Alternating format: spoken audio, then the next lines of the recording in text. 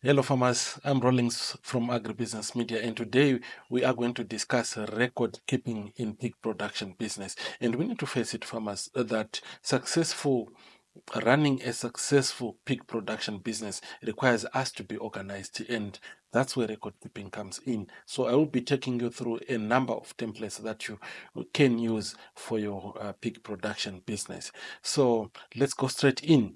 Let's start off with service records. What are service records? So imagine this. You are a pig farmer. You have a sow that is ready for breeding, but you can't remember when she was last serviced. What boar did you use?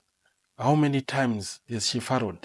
Or how many times is she given birth? So without service records, these questions become a guessing game, making breeding decisions very, very difficult and actually a gamble.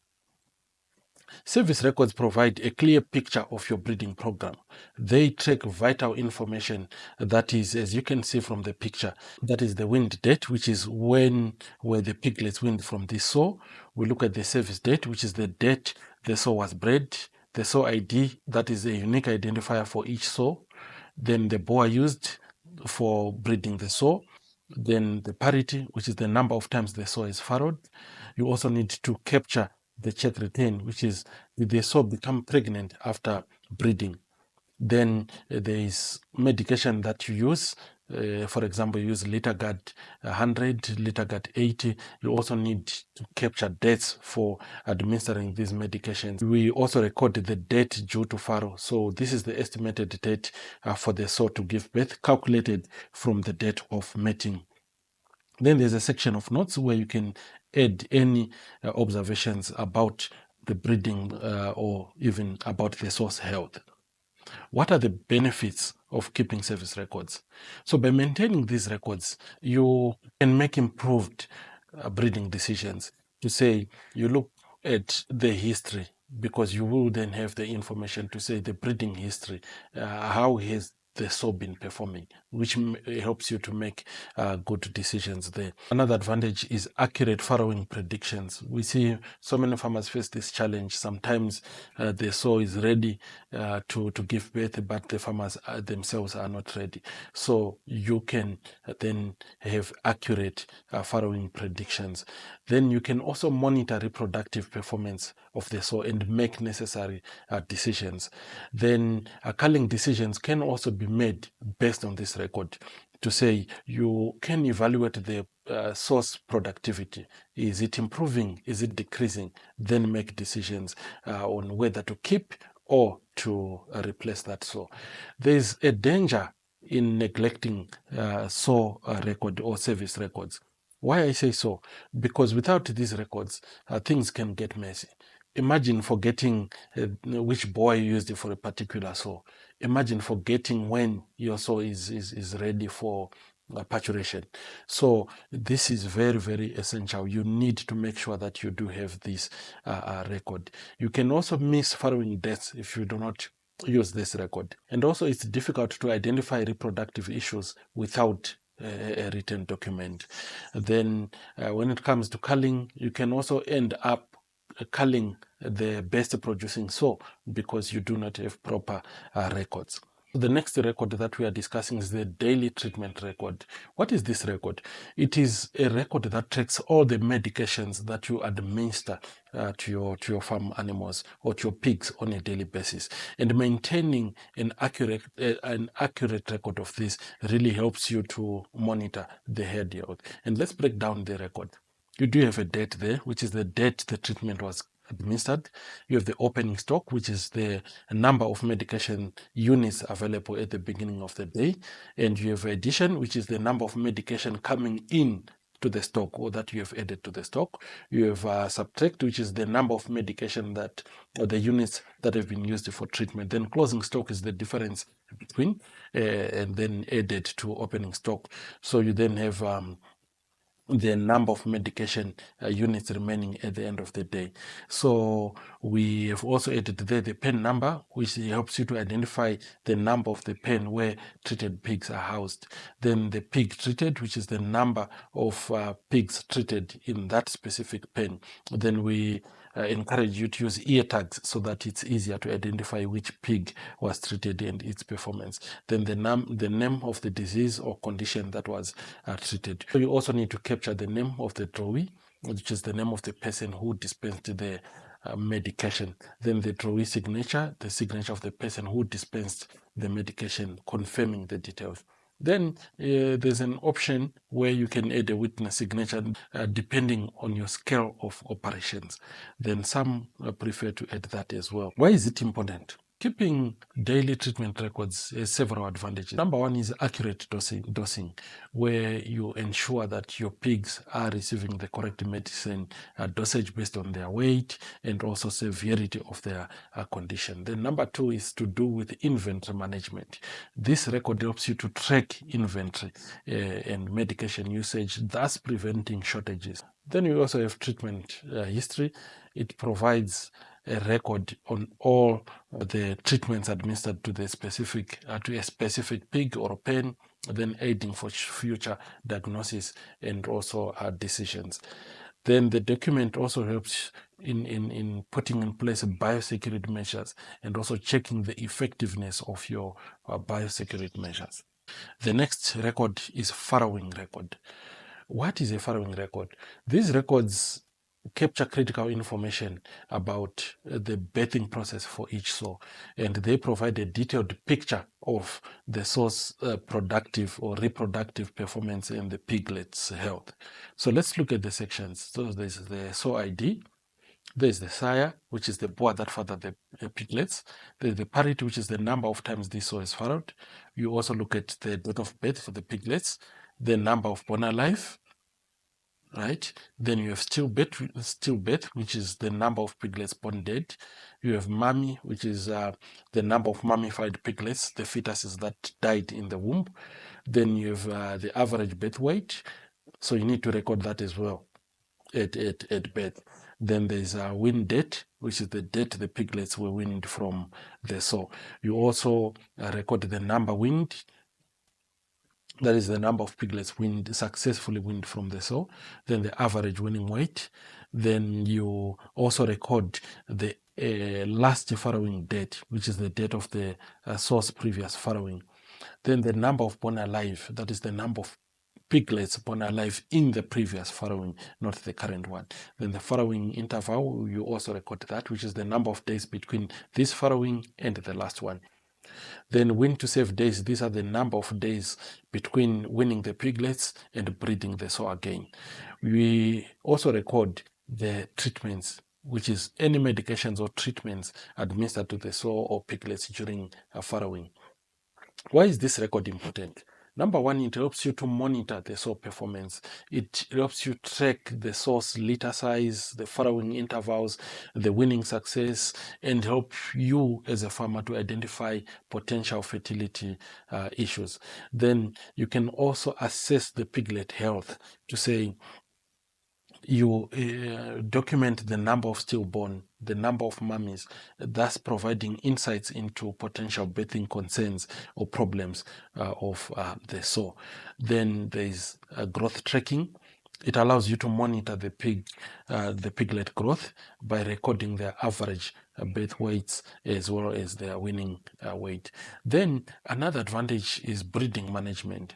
So this record also helps you to optimize or to determine optimal times for rebreeding the sows based on their farrowing intervals as well as their weaning dates. So this is another important document. The next one is a litter record card. So what is a litter record card? This is a card that provides you with a detailed tracking, or it is a tool actually, a tracking tool that helps you to monitor each individual piglet within a litter. So it allows you to monitor their growth, to monitor their health, their development, that is way from birth right up to weaning. So we need to break down this card. The first row that you are seeing there is the sow that gave birth to the piglets. You also record the boar, that is the sire, the boar that fathered the piglet. Then the parity, which is the number of times the sow is farrowed. the pen number where the litter is housed. You also record the date of birth, that is the date the piglets were born. The number of piglets born alive, we need to record that as well. Stillbirths, which is the number of piglets born dead. The mummified, you need to record that as well. Then the ear number, we need to record that as well. Then you need to record the sex. Is it male? Is it female? Then the birth weight is also recorded. Then you record weight at certain intervals. So at 3 weeks, you record. At 5 weeks, you also record. At weaning, you also record. So this really helps you as a farmer to track each individual piglet in terms of performance, and helps you to identify issues ahead of time so that you can take corrective measures. Then it also helps you to analyze growth of your pigs. Then selection decisions can also be made from the information that you record. So thus then provides you with the valuable data when selecting breeding stock as well as replacement gilts. The next card is a pig death certificate. So this is a document that serves as an official record when a pig dies on your farm.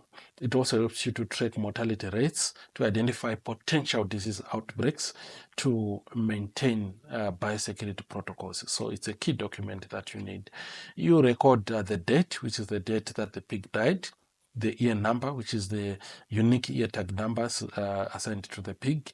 Then you record the sex. Is it male? Is it female? You need that as well.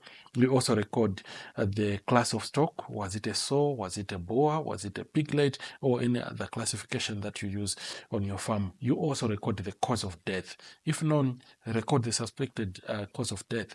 And if not known, you can just write unknown. But we normally encourage that you have a post-mortem, or you get a post-mortem done to ascertain the cause of death. Then you also record the pen number, which is the pen where the pig was housed and where it died. Then you can add signatures, that is for the stockman, for the manager, as well as for your security. And this also is optional depending on your level of operation. So that's the pig death certificate. It is important that you have that as well. Then we look at the sow record card, right? This is a card that provides you a quick snapshot of the sow's current breeding cycle, and it tracks key dates and information relevant to breeding management. Key sections of the card include the sow ID, which is the unique identifier of the sow. We look at the parity, which is the number of times the sow is furrowed. You need to record that as well. Then the pen, which is the pen number where the sow is currently housed. Then on the breeding cycle information, you need to record the weaning date, which is the date the piglets from the sow's most recent farrowing were weaned. You also record the service date, which is the date the sow was bred after weaning. Then the boar that you used for breeding. Then the due date, which is the estimated date for the sow to give birth. So this is another document that you need. You also need a daily feed record card. What does this do? It helps you track the amount of feed that you have on hand each and every day. It also allows you to monitor the feed usage, to identify potential waste, and to ensure there's always enough feed to sustain your pigs. So the key sections of this record is you have the date, which is the current date, opening stock, which is the amount of feed available at the start of the day that is carried over from the previous closing balance. You also have additions, which is the amount of new feed that you have added during the day. It can be through purchase, through delivery, or if you are making your on-farm feed. Then subtractions, this is the amount of feed used to feed the pigs throughout the day. You need to know that. Then closing balance, which is then the difference or the amount of feed remaining at the end of the day, calculated by the opening stock plus additions, then minus subtractions. This is a must-have document because it helps you to monitor feed cost, which is it tracks your overall feed usage, allowing you to calculate feed cost and identify areas of potential savings. Then it also helps you to manage inventory to make sure that you don't run out of feed and you always have enough stock to meet your pigs' needs. Then it also helps you to detect feed wastage. And if there are any large discrepancies between feed that is provided and feed consumed, then it can indicate issues like spillage or overfeeding, prompting corrective actions.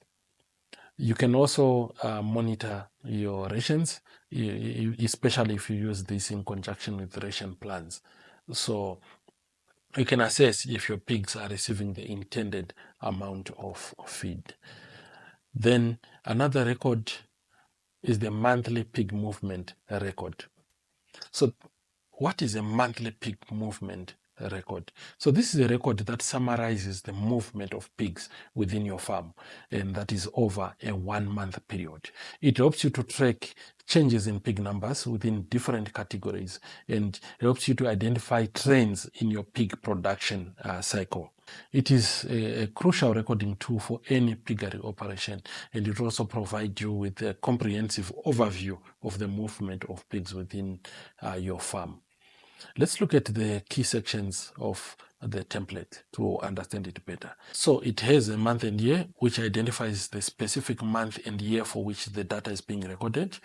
Then the pig movement table, which is it starts with a class, which is a section that categorizes the pigs based on their age or their stage of production. And we have common categories there that include piglets, and these are newborn piglets up to the weaning age. We have winners, and these are the recently weaned pigs transitioning to growers. Then we have growers that are the pigs between weaning and finishing weight, or those that are also ready for slaughter or breeding. So there are additional categories that you can add, like open gilts, saved gilts, open sows, saved sows, lactating sows, and boas. That can be included for a more detailed breakdown if you want. Then there's the opening. Opening, this is the number of pigs in each category present at the beginning of the month. That is carried over from the previous month's closing figures.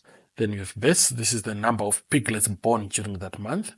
Then prom-in is the number of pigs brought into each category from the other categories within the farm. That is, you can move winners to the growers category. Then prom-out, this is the number of pigs moved out of each category to other categories within the farm. You can move growers to finishing pens, for example. Then mortalities, this is the number of pigs that died within each category during the month. And butchery sales, the number of pigs sold directly for slaughter from each category.